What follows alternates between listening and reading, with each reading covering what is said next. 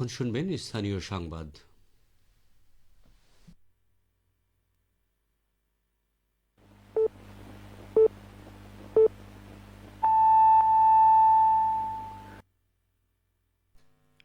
আসসালামু আলাইকুম। সন্ধ্যা ৭টা, বাংলাদেশ বেতার, রাজশাহী। স্থানীয় সংবাদ পড়ছি মোহাম্মদ আনিসুল ইসলাম। মহিলা ও শিশু বিষয়ক মন্ত্রণালয় এবং সমাজ কল্যাণ মন্ত্রণালয়ের উপদেষ্টা শারমিন এস মুর্শিদ বলেছেন, ডিগ্রি অর্জনের পাশাপাশি নিজেদেরকে দক্ষ হিসেবে গড়ে তুলতে হবে। বর্তমান বিশ্বে ডিগ্রির পাশাপাশি দক্ষতার প্রয়োজন অপরিসীম। আজ রাজশাহীতে অবস্থিত বরেন্দ্র বিশ্ববিদ্যালয়ের দ্বিতীয় সমাবর্তনের সভাপতির বক্তব্যে তিনি কথা বলেন।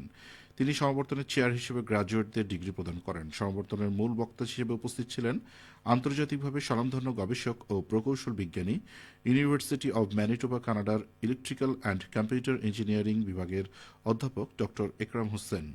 সকালে বরেন্দ্র বিশ্ববিদ্যালয় ক্যাম্পাসে বিশ্ববিদ্যালয়টির উপাচার্য প্রফেসর ড মোহাম্মদ খাদেমুল ইসলাম মোল্লার নেতৃত্বে শুরু হয় সমাবর্তন অনুষ্ঠান।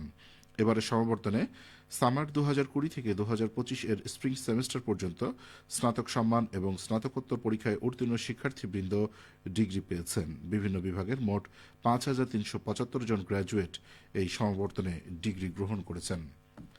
আসন্ন জাতীয় সংসদ নির্বাচনে বগুড়ার দুটি আসনে বিএনপির শীর্ষ দুই নেতার পক্ষে মনোনয়নপত্র সংগ্রহ করেছেন দলীয় নেতাকর্মীরা।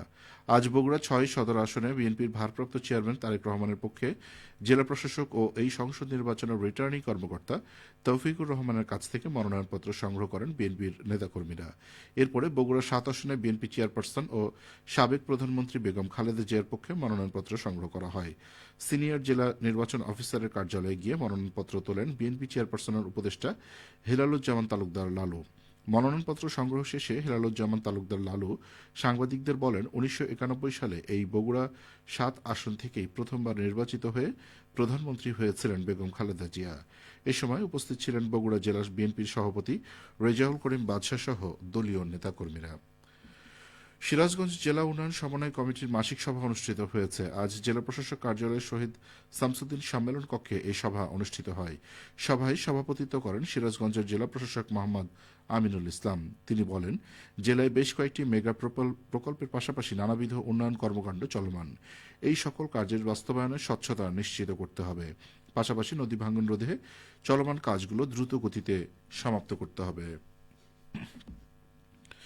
নওগাঁয় রাজশাহী কৃষি উন্নয়ন ব্যাংক রাকাব এর 3 দিনব্যাপী ঋণ আদায় ক্যাম্প শুরু হয়েছে। আজ নওগাঁ শাখায় উদ্বোধনী অনুষ্ঠানে প্রধান অতিথি ছিলেন জোনাল ব্যবস্থাপক মোহাম্মদ রুহুল আমিন। এই সময় জানানো হয়, গ্রাহকদের সঙ্গে সুসম্পর্ক বজায় রেখে খেলাপি ঋণ আদায়ের মাধ্যমে ব্যাংকের আর্থিক সক্ষমতা বাড়ানোই এই ক্যাম্পের মূল লক্ষ্য। এতে ব্যাংক ও গ্রাহক উভয়ই উপকৃত হবে। উদ্বোধনী অনুষ্ঠানে ব্যাংকের বিভিন্ন কর্মকর্তাগণ উপস্থিত ছিলেন।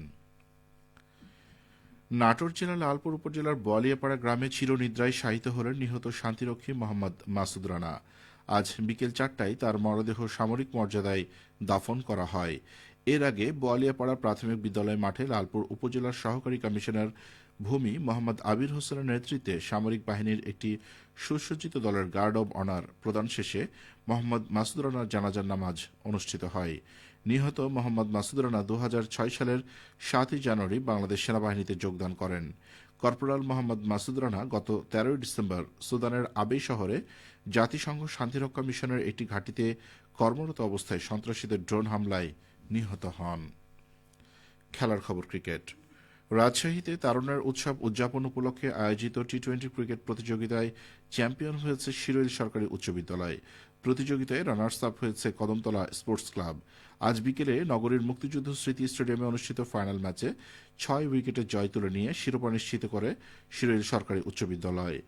ফাইনাল ম্যাচে টসে জিতে শিরোইল সরকারি উচ্চ বিদ্যালয় প্রথমে বল করার সিদ্ধান্ত নেয়। নির্ধারিত ওভারে কদমতলা স্পোর্টস ক্লাব 53 রানের লক্ষ্যে নির্ধারণ করে। জবাবে শিরোইল সরকারি উচ্চ বিদ্যালয়ের ব্যাটসম্যানরা মাত্র 6 উইকেট হারিয়ে সহজে লক্ষ্যে পৌঁছে যায়।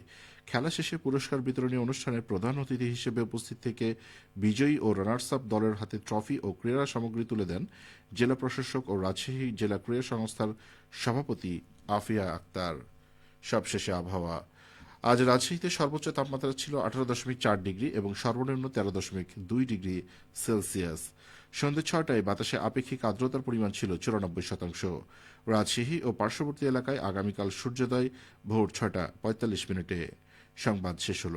আমাদের পরবর্তী স্থানীয় সংবাদ প্রচারিত হবে আগামীকাল সকাল 8:10 মিনিটে।